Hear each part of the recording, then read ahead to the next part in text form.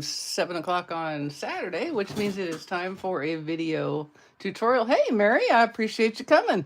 Not only not late, but also early. That's awesome. And hello, my tooties. I'm not sure. Hello, my tooties, whatever your name is. Hey, Karen and Holly, appreciate you coming. Haven't seen you for a minute. Hi, Linda and Marilyn. All right, let me do a quick refresh because it always still says waiting and then it takes forever. All right, I'm going to just quit messing with it, see if it's working. All right, can you guys hear me? Give me somebody tell me yes, you can hear me if you can hear me. If you can't hear me, don't say anything because of course you wouldn't know. Yes, okay, so it looks like I'm actually doing something. I'm gonna do another refresh. We'll just kind of let it catch up. It's gonna do its thing here any second now. I'm just certain of it. Alrighty, now, here is the card. Now, we've got a couple of things happening in this next few days. First off, tomorrow is the end of the bundle sale. All right, so you have until midnight Mountain Time, essentially tomorrow afternoon, to get yourself hooked up with the 10% off on top of the 10% off bundles prices and 10% off on the Stampin' Cut and Emboss machine. Okay, so that ends tomorrow night. Then on the 3rd, which is 1, 2, 3, is Wednesday, the new online exclusives go live. All right, so a couple of things happening really, really quick. Both of which is to say, I should have either done a card with a bundle that is on sale right now, or I should have done something with an online exclusive, which you'll be able to get on Wednesday. But no.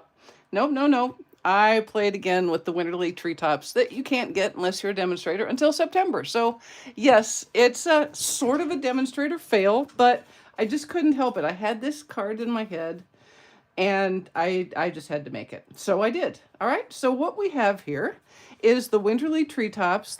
All I've used from the suite is the bundle and the paper, and you can see the paper I used, certainly this one where I've cut the bird out. You can use the dies to cut this 2-bird image and also the single bird image, which is very, very cool. And I've also used some fun little paper. Can you see that those are little tiny bird feet? Those are little, well, not feet, prints, bird prints all over on this gray granite piece. And so those are the two that actually, I also used another one. I'm sorry. Where is my other one? Hang on, I'll show you the other one I used. Now, this design, because I got a little bit carried away creatively, is a little bit of a DSP user-upper. Does that make sense? Because when I make my cuts out of this paper, there's all these little birds. And what I wanted was to make it so that there was little birds showing. And I knew that I needed to kind of squish them out away from the center so that you could sort of see them. This guy sort of sadly got covered up by a bird, but we'll try to fix that on this one. But it's still cute. So that's what I did. You can kind of see that I was doing some picking and choosing of where I was cutting out. The other side is this pretty little dandelion with the cute little bird. I almost used him, but I didn't. So that's what you want to do when you make this card, is try to work it out if you can, so that you can see the little tiny birds, because they're very, very cute.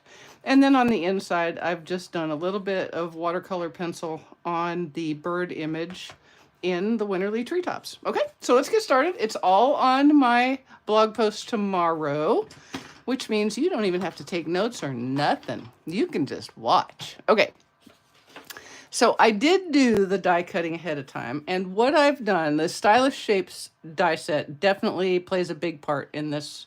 I've used both the squares, the circles, and this large sentiment die, all right?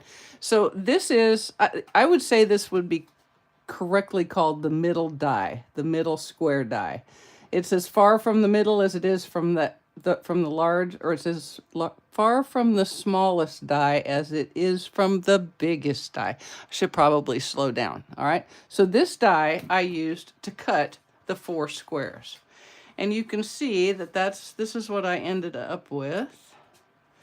And I've kind of placed these little bird guys in the 4 corners. Now this guy got cut off, but he's going to be covered anyway. So I'll have my circle in the center and it's going to kind of show up.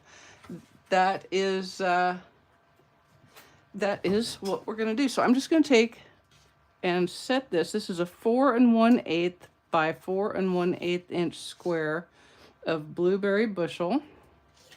And I'm just going to lay these out so that I have kind of an even and equal reveal all the way around. So, like so. And I can tell you that if you're going to spend any time being a little bit obsessive about it, there's two places. The first is making your die cuts so that you get those birds where you want them, and then setting this piece up. Okay, you want to set this part up so that it is straight and cute and gridish. You want it to be gridish. That is not a word, but I do believe you know what I'm talking about. All right, so you kind of want it to be square with the world. Okie dokie. Well, we did make it to the farmer's market this morning, the big one, and we did find them. It's always a trick to find. I mean, you know what they are, is they're produce wholesalers. So they get produce in from all over the state and bordering states. So they'll have produce from Florida and the Carolinas and Tennessee when they have it. So they bring it in, and then all of the restaurants and whatnot go there first thing in the morning, and they pick up all of their fresh produce to sell. So when you're just a regular person, then it's a little bit harder to find them. But we did, and they were very nice. And I ended up with poor Wayne. He was a little disappointed. He came to the truck and he said, does this look like a bushel of purple hull peas? And I said, well, it's all about the grammar. So when you get a bushel of purple hull peas shelled, that means they took a bushel of purple hull peas with their shells on. That's what you paid for. And then they shelled it. So what went from a giant box ended up being in a pretty small looking bag.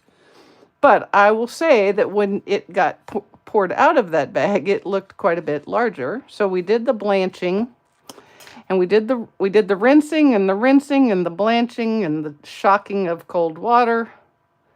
And we had purple hull peas for dinner. And I've got a whole Instant Pot full to divvy up and freeze. And we've got 8 pounds and 3/4 ounces, and 8 1 pound and 1 3/4 pound bags to freeze of the uncooked ones. So that turned out to be pretty good. And that was like $38 for all of that, which, you know, I mean, it seems like a lot, but in the big scheme of things, it probably isn't. Okay, so I have just adhered those with liquid glue to my blueberry bushel base. I know, they were so good. I had some chunks of smoked ham in my freezer, so I put those and some Vidalia onions in my Instant Pot with some chicken stock, and it did not suck at all. My Instant Pot, I tell you what, the Instant Pot has to be the best appliance ever made, or at least my Mealthy is. I don't know about the branded Instant Pots, but I do love my Mealthy. Okay, now I have a copper clay card base, and what I'm going to do is I'm going to pop this piece onto the card front with dimensionales. Okay, so let's get some dimensionals going here.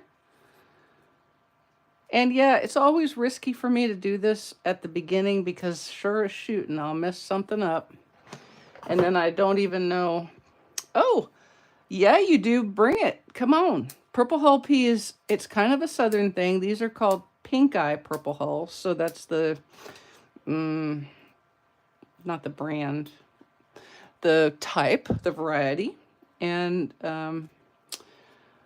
I'd looked up about how to clean them. So I did. I looked them up online, you know, how to clean and freeze them, and discovered that, in fact, yes, you can do it without blanching, but you're likely to not have them taste as good when you pull them out of the freezer, and they don't have quite the shelf life, the freezer life. So I decided to do that. Fortunately, the website that I found suggested using, well, she used the sink. So she put all of them in one side of the sink with cold water and rinsed, rinsed, rinsed, and then put cold water in her other side of the sink and dumped them over there and rinsed, rinsed, rinsed. Did that a couple times. Well, I don't do that in my sink. I just don't. It's a thing. She had a stainless steel sink. I don't. But we stopped at Costco and bought a couple of like busser tubs, you know, like they used to bus tables. And they worked perfectly because we could just move them and put them where we wanted, and we could use them for rinsing. We could use them for shocking with the water bath. So it really was quite the little thing. So tomorrow we'll do our butter beans. We have the same amount of butter beans, and we will get those done. And while I was there, I happened, oops, shut up about the beans, Mary. You see how close I came to screwing that up? Oh my goodness. I almost had all those little bird people flying upside down. Birds don't really do that unless they're in very dire distress. Okay, I'm just saying. Never heard of purple hull peas. Nope, no. They're more like, if you were going to compare them to something, they'd be more like a black-eyed pea. Okay, so these are pink-eyed peas, and but they are called purple hull peas because when they are in their shells, the pod is it's got some purpley overtones to it, is what it looks like. But fortunately, we did not have any pods. We did not have to mess with them. Okay, now let me show you how I made the circle. I'm going to tell you my thought process behind it because it's a little goofy. Okay, so I started with this large circle, and this is again that DSP with the little bird prints.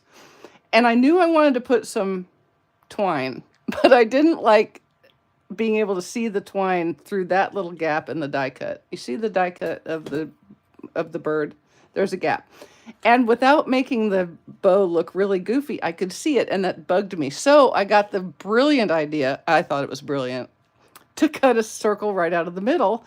And so I put the donut of the circle down, and then the twine, and then popped the innards right over the top. And it turned out to be kind of a fun thing. So that's what I'm fixing to do. I'm going to use my DSP that has apparently taken a walk to somewhere where I do not know. Somewhere where I do not know. Where did you go? Oh, it's over here. Okay, so what I'm going to do is I am going to, yes, Carol, I wasn't snapping peas. I just wasn't. I told Wayne, I said, I am down with doing that, but I'm not going to. And you know, you can also grow them, but my goodness, you have to grow a bunch to get a good solid mess like a bushel's worth, right? And so it was just so much easier. Of course, they only have them for a short period of time each year. Okay, so what I've done, let me show this. I'm using the next to largest circle die, and then I'm skipping one and doing the next one down. So it's the third from the largest, okay? And I'm just going to cut them like that. So let me get a piece of a sticky note. Now you can, if you're more comfortable, you can also do this one at a time, but I'm going to do them together. But first, what I'm going to do, in a fit of efficiency, yes, exactly, Linda, where you get them from the distributor, and if you are like I am, you get them roasted and peeled and seeded and ready to roll. Because the fun part of chilies is eating them, not necessarily prepping them. Just throwing that out there. Okay, now I'm going to take my, goodness, I have lost everything I own. Oh, I am embarrassed. You know what I was looking for? Do you know what I was just looking for? Anybody know? Yep, the copper clay ink. Purple hull peas, fried green tomato. When should I be there, Judy? That sounds wonderful. We did have cornbread casserole. I got the cornbread casserole recipe out of my book that I got from my friend Julie Johnson a long time ago. And it's been a go-to. Okay, so I am taking the Winterly Treetop stamp Sentiment, and I am stamping it on that DSP in copper clay. So, well, you know, you can have purple hull peas for breakfast That's like protein. It is protein. Okay, so I am going to get my die cutting apparatus here. And we're going to get this set up, and then I'll go off screen to cut it. All right, so first we're going to do that with a sticky note. Try to center it. I mean, it's not like hypercritical, but you'll feel better about it. Okay, and then I'm going to cut the sentiment using the largest label die in Stylish Shapes. Yeah, it's so good, so good. All right, and then we'll cut this out as well. All right, be hanging on. I'll be right back. I'll be right back. Or as Arnold would say, I'll be back. Okay. There we go. There we go. All right. So there is our sentiment. There is our sentiment. Hey, Fifi. Fifi is your name-o? That's cute. I like that. And then here is our circle, and we want to keep both pieces, our inside piece and our donut. And then we can put these back. So in case you're wondering, I tend to leave the ones I've used smooth side up, so that when I do my blog, I can be sure I remember easily which one I have used, so that I can tell you that. Okay, so that's putting that away now. I'll be putting this away now. Okay. I don't know why I'm talking with an accent, because I do not have such an accent. Okay. All right, now let's come back here. First, we're going to use a little bit of liquid glue. Hey, Shirley. Oh, that's a good habit, Shirley. It really is, sort of. It actually reminds me of eating pizza for breakfast when I was in college. Not a darn thing wrong with pizza for breakfast, and it stood me in good stead when I got to pilot training. Often had a beef and bean burrito right out of the microwave in the snack room for breakfast on early week or late week, but early week would start, boy, we'd be in by 4:30 or 5 in the morning. We'd have our morning stand-up, and then we would eat breakfast, and sometimes it was a burrito. Just throwing that out there. Okay, so I'm going to take some Stampin' Seal, and I'm going to put a little strippy-doo right there. And then I'm going to take some of this copper clay jute twine. Now this is the twine that is available right now. It's the 2325 in color jute twine. I'm going to give it a little bit of a pulley pull to kind of straighten it out. And then I'm going to make, I don't know, I call it a loop-de-loo, but it's really sort of like a figure 8 bow. Does that make sense? It's like a figure 8 bow with the ends popping out. And I'm trying to make the loops a little bit large. You can see I'm still hooked to my roll, okay, because I'm not ready to commit to how long I need to cut yet. I'm still making sure that I've got the loops the size that I want. And so this is going to go right about there, and I know that I kind of want them to extend past my donut, so that looks pretty good. I'm just going to stick that down, still attached, and then we can cut it. Okay, like that. And then you can kind of play with it a little bit to make it be the shape that you want. But that's what I mean when I say a loop-de-doo.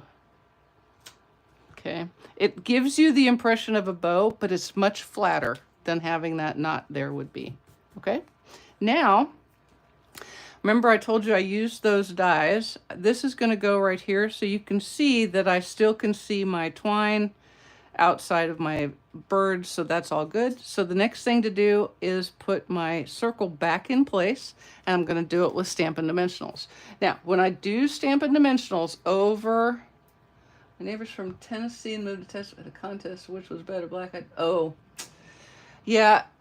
Black-eyed peas are one of my favorite things too, but the purple hulls are really good. I mean, really, you kind of cook them the same way, right? And so peas are peas are peas when they're not English peas, when they're hull peas like that, field peas, then they're kind of all the same. But I do love them. Now, I ate mine in a bowl of cauliflower rice, which actually is pretty darn good. You put like, I just used like 2/3 of a cup of the beans and then some of the liquor, and that's how you make, and some Tabasco, because, you know, hello, Tabasco, gotta have it. Alrighty. And then I'm gonna take this off. Like I said, I like to put the dimensionals on the card front because it's much easier for me to work around that twine. Okay, otherwise I'd be trying to put it on the back of my circle and not getting hooked up with the twine. So you want to take a second and try to get it centered in that opening as best you can, and then give it a little push. Okay, so now what have I done? I have made myself a loop-de-doop of twine like that, and I can't see it behind my bird.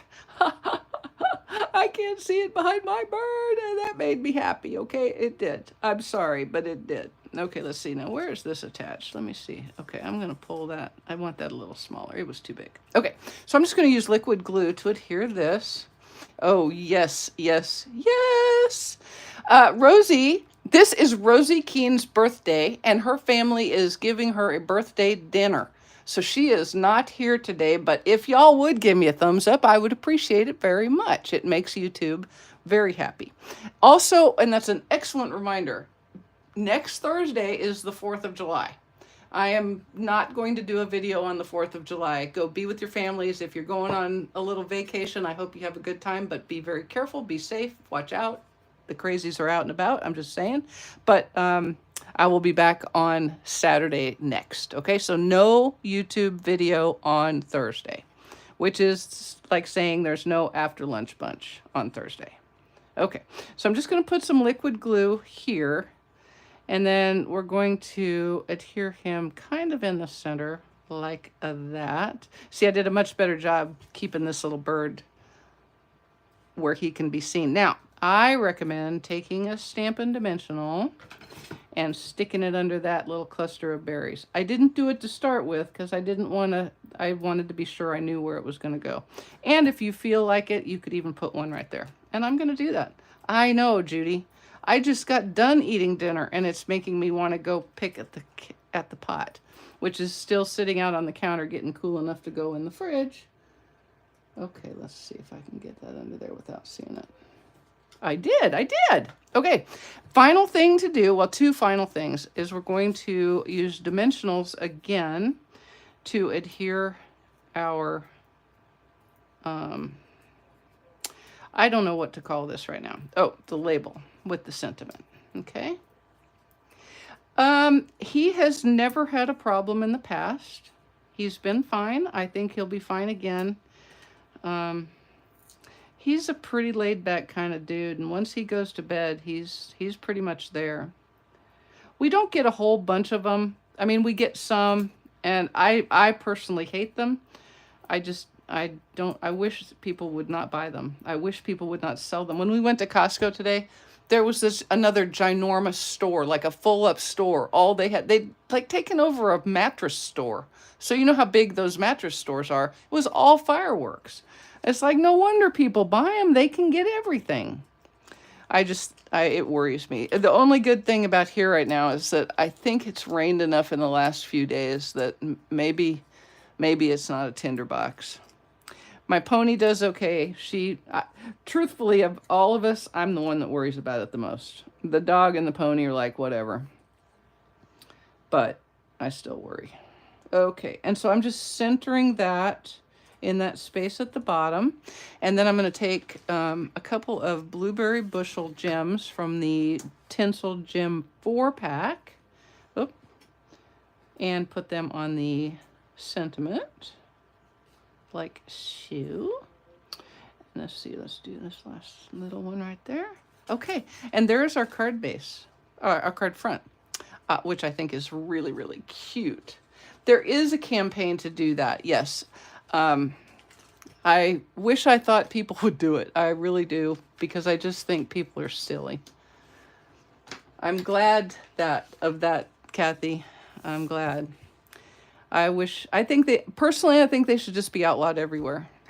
That's just me. And yeah, I know, I'm sure there's some reason that I shouldn't think that, but I do think that. And so there you have it. There you have it. All right, now I'm going to use gray granite ink, and I'm going to stamp this little guy in the corner of my basic white panel.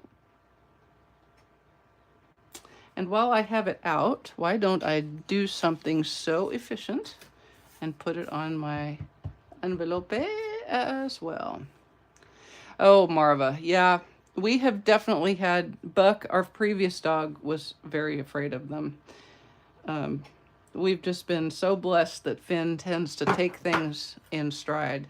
But I know there are a lot of dogs and a lot of veterans for whom the 4th of July and New Year's are scary times. Okay, now I have used watercolor pencils from both sets, both watercolor 1 and watercolor 2, to color these. So let's talk about what I've got. I have basic gray, and I'm going to use that to color his beak. Oh, I need to do something here. Now, when you use watercolor pencils on an envelope, it's very easy to get a weird little line where those seams are. So you'll help yourself a little bit if you put something in there. It could be a piece of cardstock, it could be anything, just to kind of even that out for yourself. Okay, so beak, basic gray, done. Then I'm going to use cherry cobbler and Cajun craze to color the berries, okay? And if you want to just use one or the other, you certainly can. But I just kind of like the color profile that I got with both of those. All right. So there we go. And the berries. So those two are done. Cajun craze, cherry cobbler.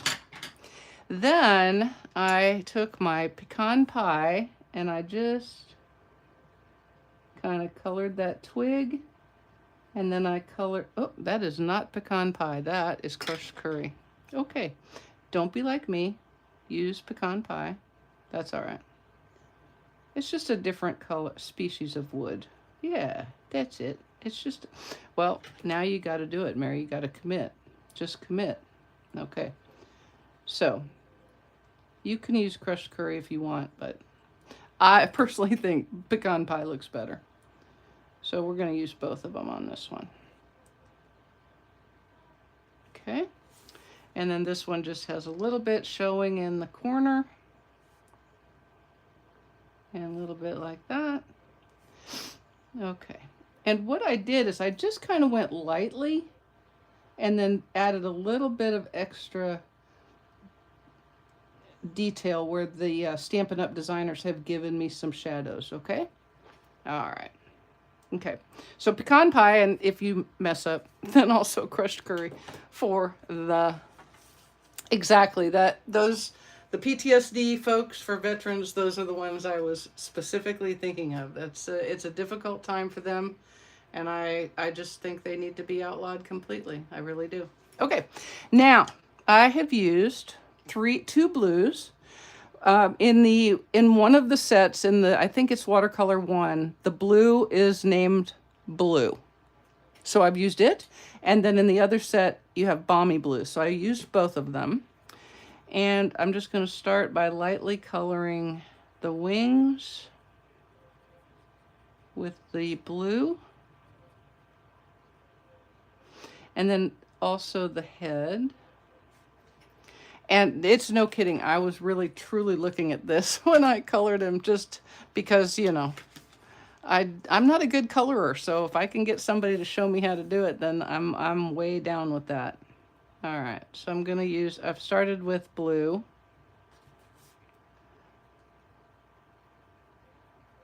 And I'm not worrying if I've got some, you know, some stroke marks, if you can see the strokes, because that's feathers or fur or whatever it is that birds have. I'm not sure. I know it. I mean, it must be feathers. It has to be feathers. Duh. It must be feathers.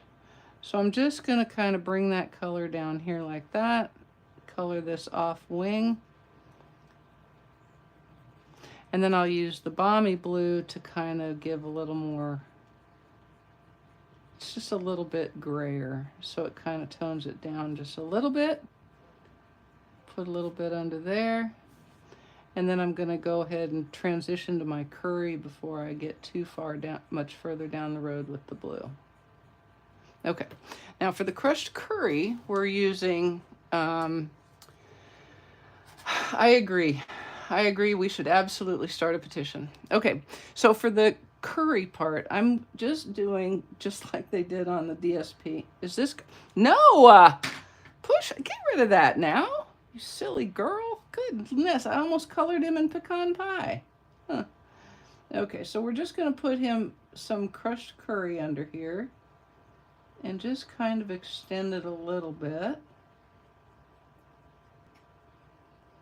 Okay, so I'm going a little darker where those shadow lines are. Like that, and then kind of ease out just a little bit with some lighter coloring.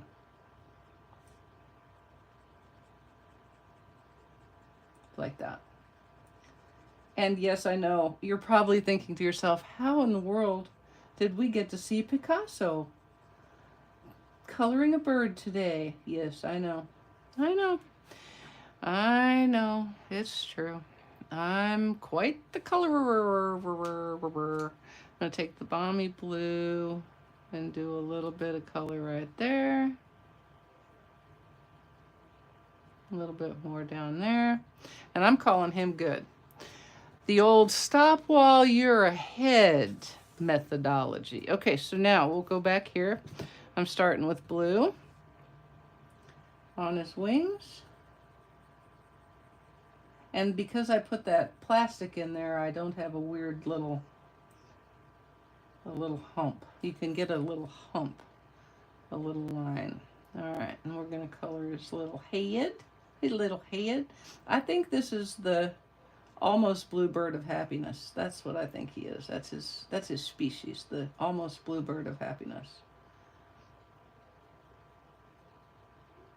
Okay, and you can kind of lighten up as you get out to kind of feather it out. See what I did there? Feather, bird, feather. Okay, it wasn't that funny, sorry. Okay, and we'll put some more here. Not every bird looks the same, so you know, you do you, and if your bird on the inside doesn't look exactly the same as your bird on the outside, oh well, that's fine too. Okay, and then come with the balmy blue to add a little more shading, like so.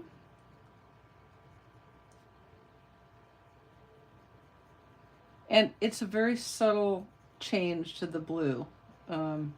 It just kind of quiets it a little bit. Now, truth be, if I had pool party, if I had pool party watercolor pencils, I would have used them because I think the DSP is more pool party. Okay, and then I've got my crushed curry. Yeah, crushed curry to add some coloring under his wings. Alrighty, there we go. And then down to his little buttocks. Alrighty, there you go, little guy. Alrighty. There we go. There we have our little bird. I'm going to put a little more. I think we want a little more right here. So you know with watercolor pencils, if you want a little more, you just color a little harder. There we go. And I'm going to do the same up here. Okay, there we go. So that is how you color the almost blue bird of happiness. And we'll put this aside for just a second. Use some Stampin' Seal or liquid glue or whatever works for you on the inside.